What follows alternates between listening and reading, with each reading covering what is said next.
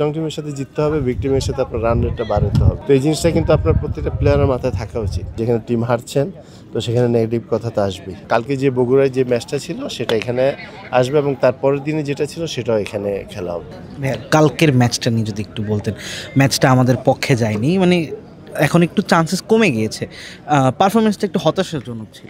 আমার মনে হয় যে আমাদের অ্যাপ্রোচটা একটু চেঞ্জ করতে হবে, কারণ ব্যাটিংয়ের যে যে ধারাবাহিকতা আমরা দেখছি, ব্যাটিংয়ে কিন্তু আমরা ওরকম সাকসেস হতে পারছি না।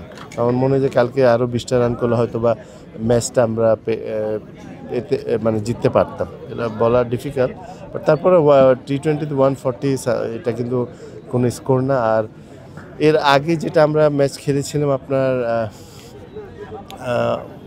মোস্ট প্রবলি হংকংয়ের সাথে, তো আমার মনে হয় তখন কিন্তু আমাদের রান রেটটা কিন্তু বাড়ানো উচিত ছিল, কারণ আপনি গতকাল ম্যাচটা জিতলেও কিন্তু আপনি কনফার্ম হতেন না যে আপনি সুপার 4-এ যাবেন কি না। সো আমার মনে হয় যে এগুলো প্লেয়ারদেরকে এগুলো অনেক ভালোভাবে বুঝতে হবে, এবং কালকে একটা ভালো অপরচুনিটি ছিল, ওটা আমাদের জন্য ব্যাকফুট আমাদেরকে ফেলে দিয়েছে। বাট আমার মনে হয় T20-তে অ্যাপ্রোচ ইজ ভেরি ইম্পর্ট্যান্ট।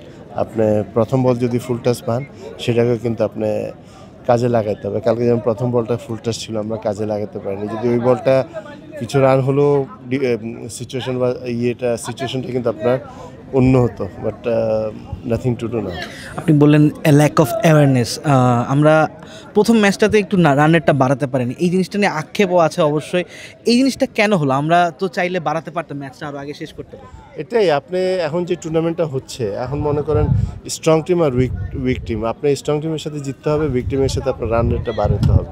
তো এই জিনিসটা কিন্তু আপনার প্রত্যেকটা প্লেয়ারের মাথায় থাকা উচিত, কারণ আপনার run rate is very important. এখন বললাম না, যেটা আমি গতকাল ম্যাচটা যদি জিততামও তাহলে কিন্তু সুপার 4 কনফার্ম ছিল না, বিকজ রান রেট ওখানে আছে, ওটা কিন্তু একটা হবে। তো এগুলো আপনার আমার মনে হয় যে টুর্নামেন্টের আগে এগুলো মাথায় ঢুকানো উচিত এবং পজিটিভ থাকা উচিত। প্লেয়াররা মনে হচ্ছে একটু ভালো শেপে নেই, পার্টিকুলারলি যদি বলতে তাওহিদ হৃদয় মনে হচ্ছে একটু মেন্টালি ডাউন। আপনি কি জিনিসটার সঙ্গে একমত কিনা?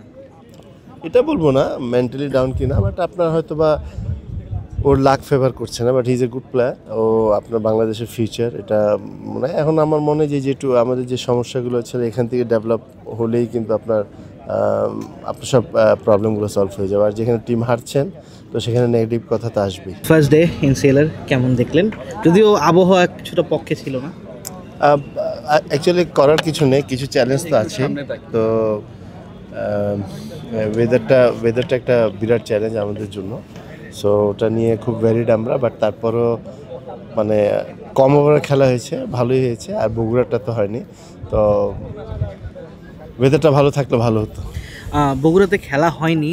আজকের ম্যাচটা কি বগুড়াটা ক্যান্সেল হয়ে, মানে পয়েন্ট ভাগাভাগি হয়ে গেল, নাকি আজকের ম্যাচটা কালকে এখানে হবে? একটু যদি না, ওই আজকেরটা বাইলজ অনুযায়ী আপনার এক হয়ে গেছে, বাট কালকে যেটা আমি খবর পেলাম আপনার বগুড়ার মাঠটা এখনও 2-3 দিন লাগবে সম্ভবত ঠিক হতে। সো কালকের যে ম্যাচগুলো ওখানে আছে সেগুলো আমরা এখানে নিয়ে আসবো, এবং এখানে 2টা ম্যাচ আমরা করার ব্যবস্থা করছি। যেমন কালকে যে বগুড়ায় যে ম্যাচটা ছিল সেটা এখানে আসবে, এবং তারপরের দিনে যেটা ছিল সেটাও এখানে খেলা হবে। তারপর আবার ওখানে তারপর যদি ওয়েদার ভালো থাকে তাহলে ওখানে হবে, আদারওয়াইজ এখানে কিছু না, চেষ্টা করবো। এখানে ড্রেজিং সিস্টেম ভালো। তো এটা কতটা চ্যালেঞ্জিং যে বগুড়া থেকে রাজশাহীতে খেলা শিফট করা? এটা কতটা চ্যালেঞ্জিং বগুড়া থেকে রাজশাহীতে খেলাটা ফিরে আনা? এবং না, চ্যালেঞ্জিং না, এটা তো মনে করেন আপনার প্লেয়াররা সবাই স্যাক্রিফাইস করছে, বাট না খেলার চেয়ে খেলার তো ভালো। তো এখানকার ওয়েদারটা বগুড়ার চেয়ে ভালো বিদায় আমরা ডিসিশন নিয়েছি যে ওরা এখানে এসে খেলবে। বাট একটা হয়তো বা 1 ঘন্টা বেশি জার্নি করতে হচ্ছে, তো নাথিং টু ডু। এমন কি হতে পারে যে ওয়েদার যদি এমনই থাকে rest of the tournament until 19 Bogura এবং রাজশাহীর ম্যাচগুলো এখানেই হবে? Chances are high.